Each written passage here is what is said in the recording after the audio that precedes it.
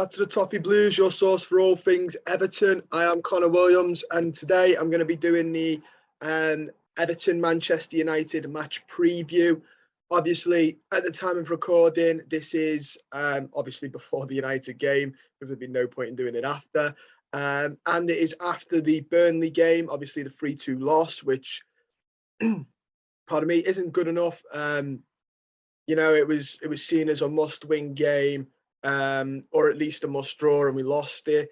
My actual thoughts I shared with Thomas on the extra time segment that you can go back and watch on the channel if you want to, see our thoughts on it and around the whole relegation scenario situation as such. But today we're talking about Manchester United and if Everton can get anything out of it. It is just me today, so yeah. I honestly think I'm a bit unsure because I have this inkling. We did so well earlier on in the season against them to get a draw. Shoulda, coulda won. It was the one where Tom Davies could have levered it, but he didn't. He played the pass. Looking back, I don't think that you can look back on a load of losses this year or draws and think how much our season would have changed if something went our way. Along the way this season, along with bad performances, wrong managerial appointments, one major one that was there for far too long in the early starts of the season. Roosters coming to roost. You do have to put a bit of bad luck in all of that as well. There have been some incidents that have gone against us on and off the field that are just it's been a cursed year for us.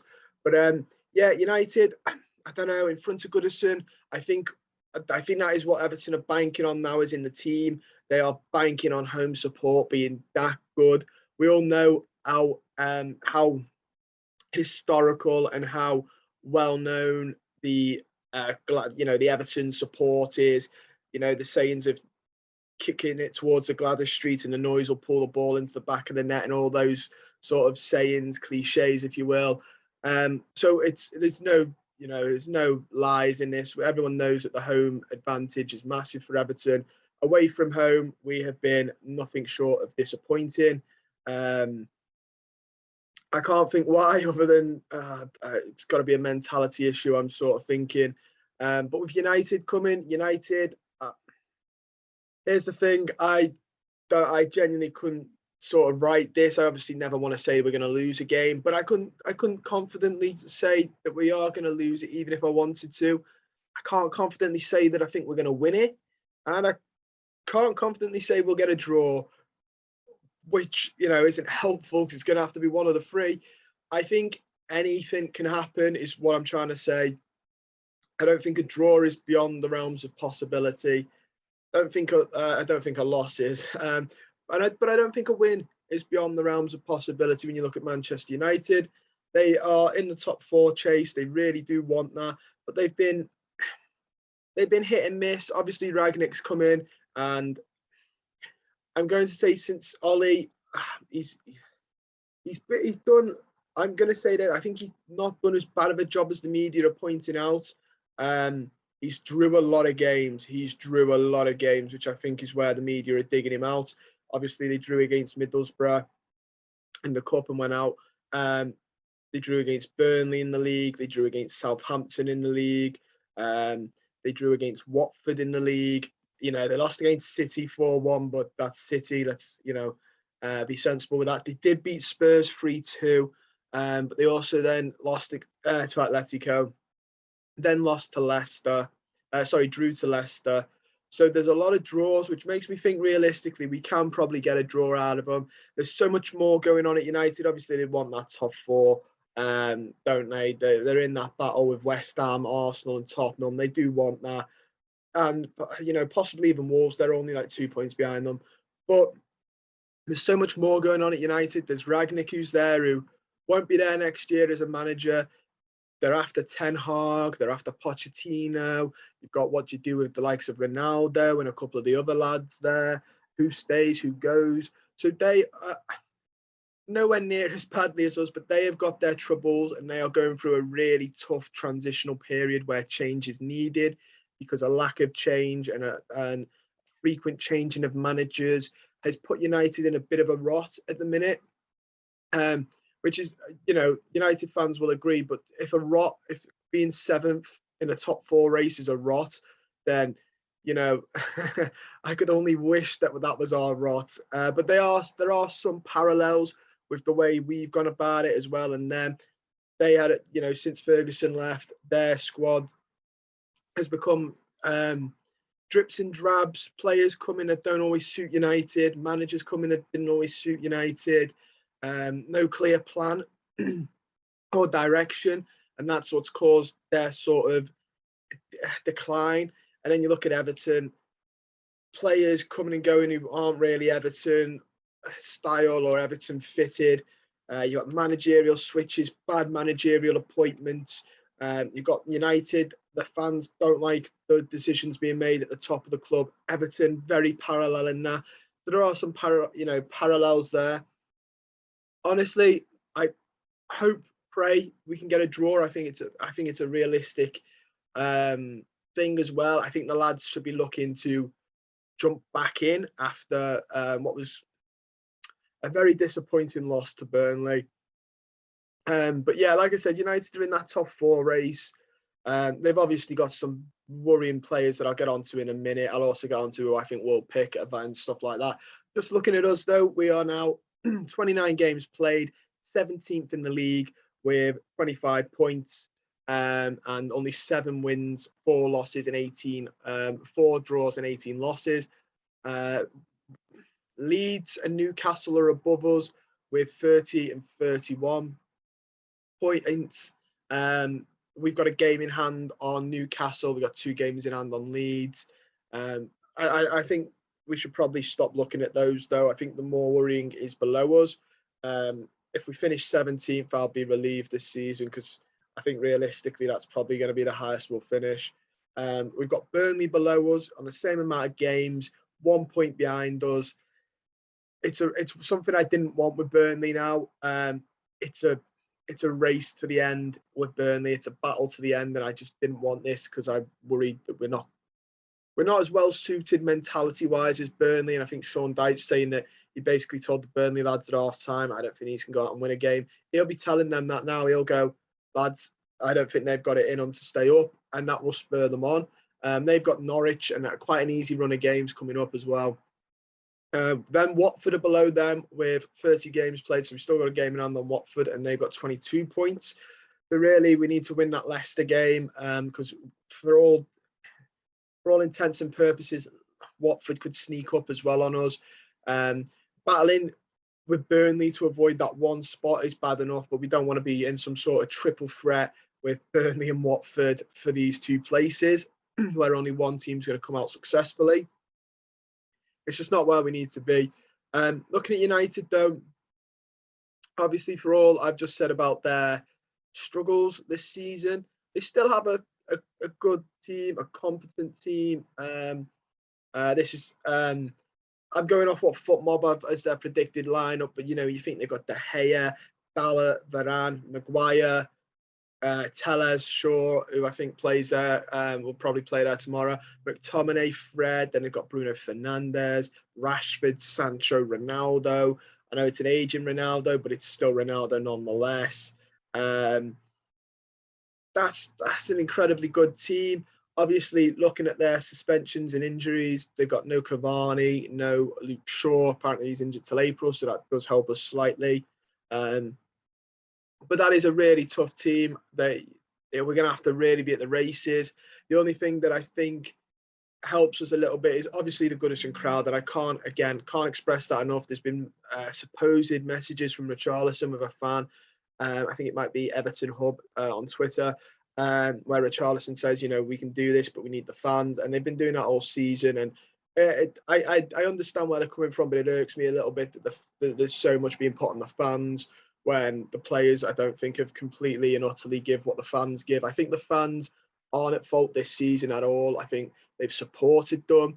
There were the protests for change at the club, which I think are completely right as well, and hope to see them back in the summer. But people were like, we're in a rat race. Just, is this the right time? So the campaign, 27 years, went, no, fair enough.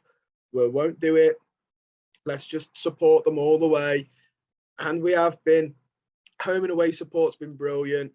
I don't think the fans, us as fans, the fans that go, can look back and go, we could have done this better. Me and Mike from the Unholy Trinity were saying this. The fans have done very well, and they're doing it in a way of they don't want to look back and go, well, could we have supported them better? We are supporting them for the best we can under the current circumstances.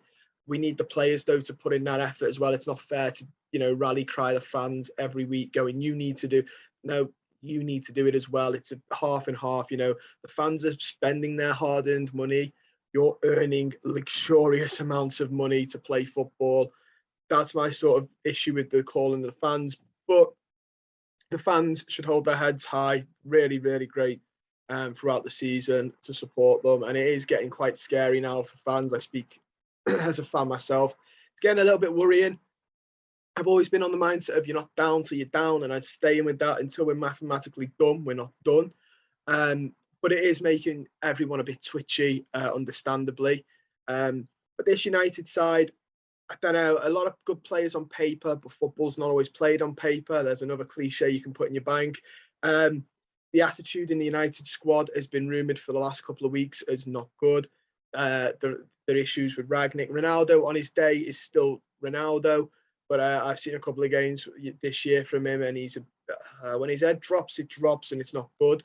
Certainly, so there are tinkers in their armour. Harry Maguire, I think, is having a tough season, and then the media coming onto him as well makes his season even tougher. I think he's a man that probably really needs the summer away and a nice relax. Obviously, hopefully not in McKincost causing trouble, but I think he needs that break from football just to compose himself, because I think the media's jumping on him, and social media. I think that's pressure cooker that he's starting to just a little bit faulty in. And from an Everton point of view, we could really take advantage of that. I would press Maguire really hard. I say press. I would only have Calvert-Lewin and Richarlison press, or 2 or 3 players. Don't do what we've seen where we all come up like that, because as Burnley proved, John Joe Kenny's not a pressing fullback and shouldn't be that high up the pitch. The defence should be told to stay in that low block, because that's all they're capable of. But Maguire defensively, under a bit of pressure, could falter. De Gea's another one. I think if you pressure him, he could falter a little bit. He's a fantastic shot stopper, don't get me wrong, but he has his weaknesses. So I will have to be careful. The players I'm more worried about United are obviously Ronaldo and Bruno Fernandes as well. What a player. What a player. Both of them. So they're my 2 worries. If we can keep those 2 quiet, we'll be a lot better. But Ronaldo offers so much in terms of his ability, not just with the ball at his feet, but his heading ability. The fact that I've seen him jump in Champions League games and stuff, and his knees are at his opponent's head. His reach, his jump, his aerial ability is fantastic, which obviously makes me worried a little bit, because we've not been so good from set pieces and not being so good in aerial battles. Michael Keane will be back in the side, so maybe that's something Michael Keane can just concentrate on, is just winning those aerial battles. I will get on to who I think the Everton lineup will be in a minute. But yeah, like I said, it's a good United team, but there are clinks in their armour, shall we say. Moving on to the Everton team, though. Again, it's picking Lampard's formation as such. I don't know what he's going to go with. In all honesty, it could be anything. It could be the 4-2-3-1. It could be a 4-3-3 now. Alan's back in the fold. We'll just go through our injuries and suspensions first. Gomez is doubtful. Townsend is done for the season. Van der Beek is injured, but he can't play anyway because it's United. Patterson, done for the season. Tom Davis, done for the season. Yerry Mina is meant to be back by mid-April, supposedly, or anywhere now. Hopefully we see him back sooner rather than later. I think the lineup, though, again, it's so hard to pick Frank Lampard's. really tough to do this. I can only really say what I would like to see because he changes it that often. It could be a 5-back and he could stick Branthwaite with Holgate and Keane, or he could stick Ben Godfrey there, goes a 5-back, could go to 4-2-3-1. I think we'll see Pickford. It's better me just name the players I think we'll see, and then Lampard can just puzzle that together. It's a bit like giving you Lego blocks and then Lampard can build what he likes out of it. I think we'll see Pickford back in the side. I think John Joe Kenny at Everton. I think if Seamus Coleman's fit, Seamus Coleman will come straight back in. I think Michael Keane comes straight back in. He'll either go Holgate or Godfrey. I think he'll play Holgate in all honesty. Could play Godfrey if they do a 5. If they do a 5, he'll play Godfrey.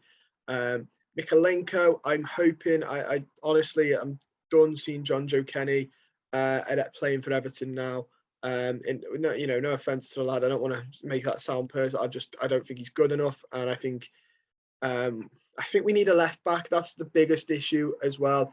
I don't want to see John Joe Kenny. I don't want to see Seamus Coleman there. I preferably want to see Ben Godfrey there. I want to see a left-footed player at left back, because when you have a right-footed player, we are so narrow and we provide nothing going down that left. The midfield, I think he's probably going to go with Alan and Decore. Alan's back, so he needs to be back in there. If he goes to 4-2-3-1, I think he'll stick Iwobi in the centre, Gordon, Richarlison either side of him, and Calvert-Lewin up front. Could go 4-4-2 and put Iwobi, Gordon either side of the two midfielders, and then Richarlison and Calvert-Lewin. Or if he goes a 5-2-3, I think he will put Ben Godfrey in the middle, Mikalenko and Coleman, Decore, Allen, and then I think we'll see Richarlison, Calvert-Lewin and Gordon. I don't think we'll see Damari Gray, in all honesty, just because I feel like he's been a bit off the boil in the last couple of games. I've not seen enough from him to suggest he'd be on my starting sheet. But yeah, that's my predicted lineup. Like I said, it's the hardest part is picking what Frank Lampard will play. But yeah, that's it. My predicted score for the game as well, because we normally do this. Obviously, I don't have a guest for me today, so I'll be doing this myself. Going to remain optimistic. I don't think I've ever put us down to lose. Bar the derby, I think I'll put us down to lose that, and I'll do it again in a couple of weeks. I think a 1-1 draw. I think a 1-1 draw, and I think against United that will be good enough. If we can snatch a win, brilliant, but I'll take a 1-1 draw. That's my prediction for the game. Don't forget to like this video, subscribe to the channel if you're not already, and comment down below your score predictions for the Everton-Manchester United game. Hopefully we can get a win, but I mean anything other than a loss, plug that and stop the losses, plug the gap, and then just move on. It's going to be a really, really tough end of the season, isn't it? But fingers crossed and all the best, Blues.